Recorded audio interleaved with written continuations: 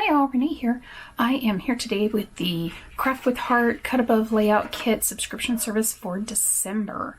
And I am really excited about this one, especially this layout here. I love vintage Christmas, just absolutely love it. So it does make two-page layouts, so a total of 4 pages. All you need to add is adhesive, a journaling pen. I'm going to see, maybe I might use some 3D foam tape. I've grabbed just one of the circles I have left over from a shaker card. And I also grabbed my powder just in case I need to unsticky some stickers, because it does come with pre-cut everything. It comes with your placeholders for your photos. These are your die cuts.